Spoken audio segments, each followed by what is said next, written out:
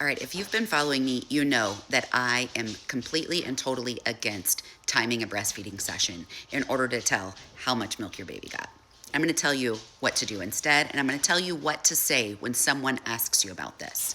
So timing a breastfeeding session is very archaic, right? We stopped doing that as good lactation consultants a very, very, very long time ago because we got more knowledge. The amount of time your baby spends on breast does not tell you how much milk your baby got. It doesn't, because your baby, as your baby gets older, becomes way more effective and efficient at breastfeeding. It also doesn't take into consideration mom's flow rate, all of those things. So here's what I want you to do instead. I want you to understand there are 2 to 3 phases of a breastfeeding session that will give you information on your baby's level of fullness. Here they are, in order. Your baby must go through these phases in order for you to understand fullness. Phase 1. Active eating.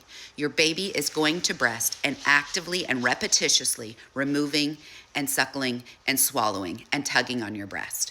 They do that 10 to 15 times, and then most babies need a break. That's a lot of work. They take a small break, they go back at it, they stay repetitious.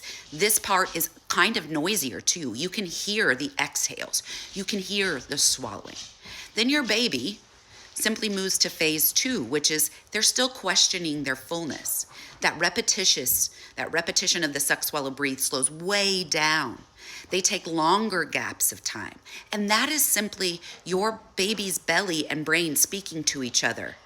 And your brain, the baby's brain is saying, I think I might be full. Let me see, a couple more suckles. Let me see what's going on. Then that is followed by phase 3. Now, this does not happen after 3 months or so. But up until about 2 to 3 months, your baby just literally falls asleep on your breast. Phase 1 happened, phase 2 happened, and then the sleeping or the arm test where you flop them up and their arm flops down, that happens. But again, as your baby gets older, they may not go to the sleeping phase, and that's okay. You saw phase 1 and phase 2. A clock is not going to give you any of that information. So when someone asks you how long your baby breastfed for, here's the simple response. Ready? Super simple. I don't know. I was watching my baby eat. I wasn't watching the clock. That's it. That's all you have to say. I was watching my baby eat. I wasn't watching the clock.